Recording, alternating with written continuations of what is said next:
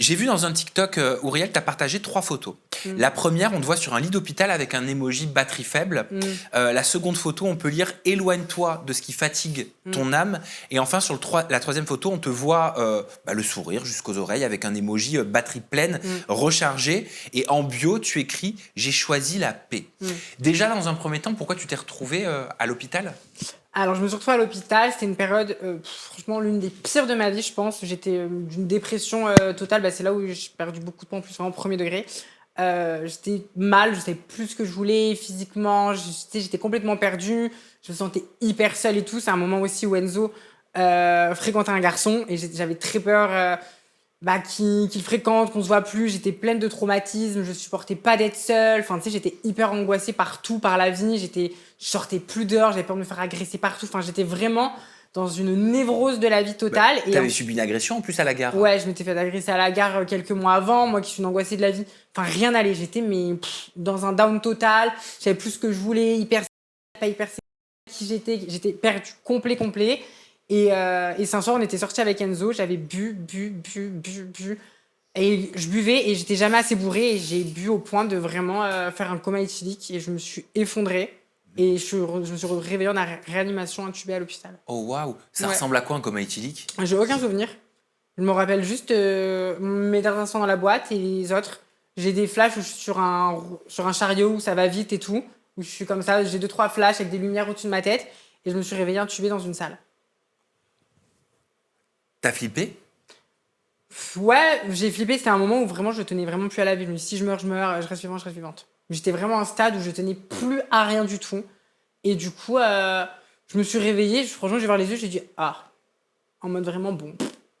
J'ai ni chaud ni froid. Le seul truc qui m'a fait de la peine, c'est d'avoir inquiété Enzo. Parce que du coup, c'est Enzo, il m'a vu par terre, en train limite de me noyer dans mon vomi, complètement en train de convulser, tu vois, genre mon corps en chaos total, tu vois.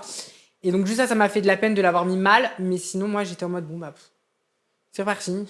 On se réveille. Pourquoi tu tenais pas plus à la vie à ce moment-là? C'est pas que je tenais plus à la vie non plus, puisque j'ai ma famille, etc. Mais c'est vraiment que j'étais blasée de tout, j'avais plus Bah ouais, de... mais quand même, pour dire ce que tu t'es dit en mode bon bah je suis là, je suis pas là, je suis pas là. Ouais, C'est après, quand même. je pense que je me suis dit ça en me réveillant parce que je pense que j'étais aussi bien secouée.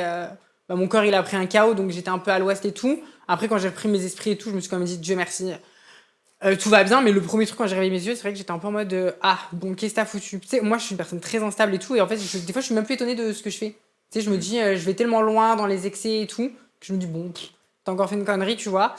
Et ouais, c'était un moment où vraiment j'étais perdue. Je ne savais plus ce que je voulais, qu'on me voyait toujours hyper, qu'on me rapproche toujours à des trucs de ça me fatiguait, j'en avais marre parce qu'au final les gens savent pas vraiment qui je suis. Genre j'en avais marre d'avoir une image qui me collait pas forcément à la peau, d'être fun, excentrique, rigolo et tout c'est bien, mais on voyait trop ça. Et moi j'ai un rapport à la qui est très bizarre et tout, tu vois, je suis très paumée par rapport à ça à la base. Et du coup ouais, c'était un moment où j'étais en ras-le-bol complet. Complet et en fait je buvais vraiment juste pour oublier mais j'avais aucune idée qu'en buvant trop mon corps allait faire un chaos. Qu'est-ce que ça te fait de l'entendre dire ça? Je l'avais déjà entendu, il me l'avait déjà dit en privé, mais oui, forcément, malheureusement, puis il n'y a pas que dans ce cercle-là. C'est des femmes qui sont souvent, je trouve, c'est des femmes qui sont souvent prises pour ce qu'elles ne sont pas.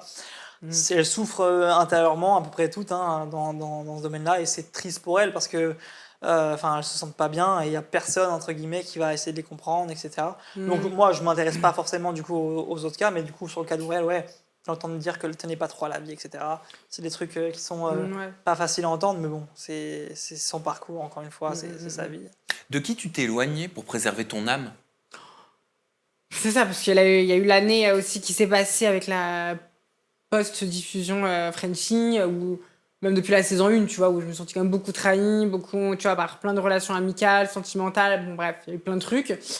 Donc, ouais, même par plein de gens, tu sais, moi je suis très sociale, je veux toujours être gentille, donner, être la bonne copine, et du coup, des fois, vouloir trop donner à tout le monde, à vouloir trop être partout, c'est ce qui m'a apporté préjudice dans plein de trucs. Et du coup, je me suis dit, je coupe en fait, avec tous les gens qui, même, j'ai un soupçon d'un truc, je me barre en fait, parce que genre, je donne trop d'énergie à des gens qui en valent pas la peine, qui me la foutent à l'envers. Ouais, mais c'est des deuils à chaque fois. C'est des deuils, mais j'ai fait beaucoup de deuils cette année sur beaucoup de relations amicales qui me tenaient énormément. Et du coup, ouais, c'était vraiment c'était un trop-plein, quoi. C'était une période horrible, franchement. Horrible, horrible, horrible. Donner, quand tu donnes et que tu te fais trahir, le sentiment, il est terrible. Ouais, il est terrible. Et puis surtout, souvent, quand t'es la bonne personne, tu sais que t'es une personne qui voit pas le vice, tu passes souvent pour la vicieuse. Parce que moi, tu calcules pas les choses, tu peux faire des actions bêtes, et c'est vrai que je suis très instinctive, très... Tu sais, je fais les choses comme ça, je réfléchis pas souvent, comme il le dit, mais c'est jamais infondé, c'est jamais méchant. Et quand tu vas être trop gentil avec tout le monde, quand justement t'as pas de vice et que t'es simple, bah souvent ça te retombe dessus parce que tu te positionnes pas. Et souvent, bah, c'est ce qui m'est arrivé c'est avec plein de relations ces dernières années. Et du coup, je me suis dit, maintenant, j'arrête, quoi. Si je garde mon cercle des gens que je connais, je fais rentrer plus personne dans ma vie et je trace seule avec les gens que j'ai à mes côtés, genre. Toi, Jimmy, c'est un discours que tu comprends, que tu as déjà vécu à ton niveau. Tu as déjà été trahi, tu as déjà donné à des gens pour être trahi après. Oui, ça a dû m'arriver une fois ou deux, mais j'ai très vite compris, comme je dis, l'instant solitaire, c'est venu aussi de là. Je suis très solitaire parce que pour moi, les gens, c'est le monde extérieur qui détruit ta vie pour moi. Plus tu es à l'intérieur, avec personnellement ou en duo ou en couple ou quoi, moins tu montres, plus tu es protégé. Parce qu'aujourd'hui, les gens ont trahi. Enfin, aujourd'hui, il y a beaucoup de. Le monde est méchant en fait. Le monde devient Très de plus en méchant. plus méchant. Mais c'est aussi la société actuelle aussi. Les gens manquent beaucoup de choses. Donc en fait, ils vont aller chercher, essayer d'exister, essayer de faire des choses, tout par méchanceté, etc. Donc c'est tout se comprend, mais il faut essayer de se renfermer un petit peu pour. Et quelques jours après ce TikTok, tu as fait un post, mais cette fois-ci en larmes, dans lequel tu dis « Je devais rentrer avec Enzo, mais j'ai décidé de rester à Bali. Je me sens trop bien ici et ça me terrorise trop de rentrer en France. Je ne suis pas prête pour le moment. » Enzo part demain, ça me met en stress. En 27 ans d'existence, je ne me suis jamais retrouvée seule. Ça me terrorise. C'est un gros problème dans ma vie de tous les jours. Dans toutes mes relations, je suis incapable d'être seule. Je ne sais pas me contenter de moi-même. Je suis venue à Bali pour essayer de régler tous mes problèmes psychiatriques.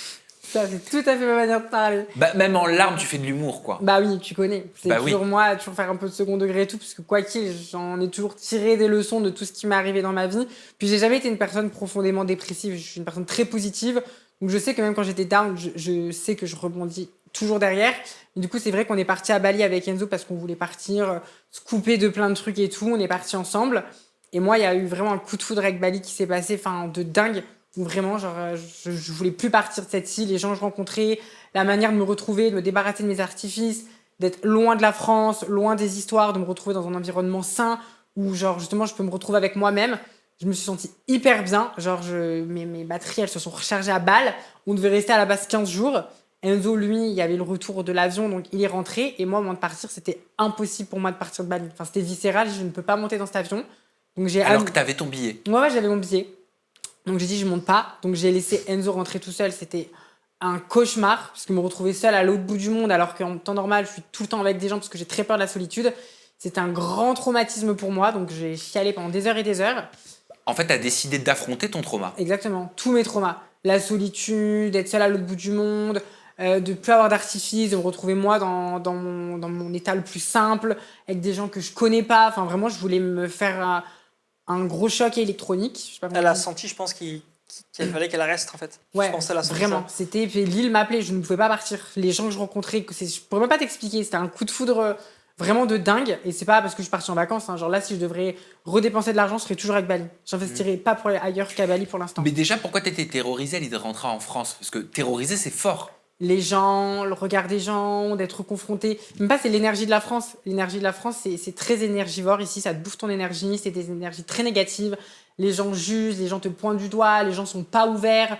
Et j'en avais marre d'être confrontée. Ça faisait quand même des années que je m'en prenais plein la gueule sur les réseaux. Même si je suis impactée sans être trop impactée, puisque j'ai vraiment les épaules pour, tu vois. Mais j'étais fatiguée d'être dans l'énergie de la France m'avait épuisée. J'étais en down, j'en pouvais plus. Et de re-rentrer, de me reconfronter à la réalité. C'est pour la France, la réalité. C'est vraiment le commun des mortels, quoi. Ça me tétanisait. T'es mal en France? Franchement, maintenant que je suis avec Jimmy, ça va mieux. Parce que je suis avec quelqu'un qui me comprend et qui me supporte tout le temps. Mais rester en France, ouais, j'ai vraiment du mal. C'est hyper On va compliqué. dire, on est né en France, donc on aime forcément la France. Juste, maintenant, la société change. Si, bah, le pays, on l'aime. On est né à l'intérieur. J'aime la France, mais tout ce qui s'y passe, la mentalité, les gens, Voilà, c'est ça, c'est compliqué, à quoi. l'intérieur. Malheureusement, aujourd'hui, c'est un pays qui manque de quelque chose et les gens Ouais. deviennent méchants parce que on leur prive, on leur donne pas assez. C'est la Non, mais c'est mentalité des intéressant, gens et c'est intéressant. l'insécurité. T'as Parce que aucune je trouve que. sécurité. Enfin, on le voit beaucoup sur les réseaux sociaux, le mal-être, on le ressent. C'est horrible. Mais De quoi il manque dans ce cas-là pour toi les gens en France pour être comme D'ouverture ça? d'esprit, t'as Ouais. aucune sécurité dans ce pays, Puis je suis même, non, désolée. mais même sans parler de ça. Si, moi, je le Oui, sens. oui. Non, mais oui, ça Tu peux pas marcher seule la nuit, enfin, je veux Qu'est-ce dire... que tu ressens? Bah, en plus, tu as Attends, vécu une moi- agression. Bah oui, mais déjà, moi, en étant une femme trans, médiatisée, tu vois, déjà rien que ça, partout où tu vas, tu sais que tu suis tombée sur un débilos, ça peut partir, tu vois ce que je veux dire? Même avant de faire de la télé, en tant que meuf, dans la rue, tu stresses, je sais pas, tu sens l'énergie, le regard des gens, le regard des hommes. Mais pourquoi tu as l'impression qu'il n'y a pas de conséquences? Par exemple, Non. si tu te fais insulter, si tu te C'est fais impuni, humilier, je si trouve. tu te fais dénigrer, si tu Ouais, te fais c'est- diffamer, si tu te fais agresser. Ouais, je trouve ça impuni, enfin, c'est pas ça, je trouve que les gens se permettent trop. Voilà, ils se permettent beaucoup. trop. Et on dirait que tout le monde s'en En fait, fout, en fait. ils ont trop envie d'exister avec les mauvaises manières. Ils ont envie d'être méchants en fait. Parce que voilà, c'est une société qui est méchante aujourd'hui. Le monde est méchant, mais j'ai vu la différence avec Bali où vraiment Voilà, tu te ouais. sens bien accepté. Et quand tu rentres en France, c'est pesant, c'est lourd. Il y a une L'atmosphère, décharge en fait, c'est énergétique, l'atmosphère. une atmosphère en France qui est pesante. Et là, tu vois, ça fait 4-5 mois que je suis rentrée, je sens vraiment que je commence à avoir les batteries où il faut qu'on parte un peu d'ici. Et Ouais. vous songez à partir à Bali un petit peu? Ah oui, tous les deux? Ah oui. Elle a envie de me faire découvrir et ça lui tient à Ouais. cœur. Donc je vais la suivre dans ce délire-là. C'est prévu pour quand?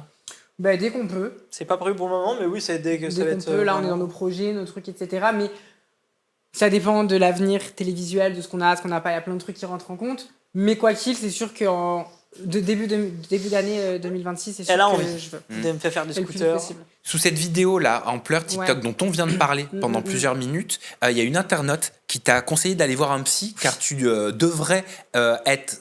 Car tu ferais de la dysphorie de genre pour elle. Ce à quoi tu as répondu, ce qui me fatigue, c'est qu'on ramène toujours les émotions des femmes trans à leur transidentité. Dieu. Ah ouais. C'est un truc qui est insupportable. Alors de toute façon, tout ce qu'une femme trans va faire va être lié à sa transidentité. Si t'es trop c'est parce que t'es trans. Si t'es trop habillé, c'est parce que t'es. Si t'es trop maquillé, c'est ça. Si tu parles trop fort, c'est parce que t'es trans. Si t'es trop émotionnel, c'est parce que t'es trans. Si t'aimes trop, tout est relié à la transidentité et c'est un truc que je ne supporte plus. Enfin, la transidentité, on parle juste du fait de se sentir mal dans sa peau. Alors oui, ça laisse plein de traumas, plein de séquelles, etc. Mais il faut arrêter de croire qu'une meuf trans, dès qu'elle a une émotion, qu'elle est en tempête émotionnelle, comme on dit, ça vient de sa transidentité. Ça n'a aucun rapport. Mes émotions et mes ressentis ont toujours été les mêmes. Ouais. Je suis une personne intense, hypersensible, qui pleure pour un rien, qui crie pour un rien. Je suis comme ça, j'ai une très faible gestion émotionnelle et ça n'a aucun rapport avec ma transidentité. Et ça, c'est un truc trop important pour moi parce qu'on met une charge mentale sur les meufs trans en mode faut être comme ça parce que sinon t'es trop trans, t'es pas assez, va voir un psy. C'est très fatigant. C'est la facilité. Et aujourd'hui, C'est la l'humain facilité. choisit la facilité. Il est plus facile de juger quelqu'un que de le comprendre. Exactement. Donc on va aller décharger une haine, on va aller juger parce que c'est plus facile. Ouais.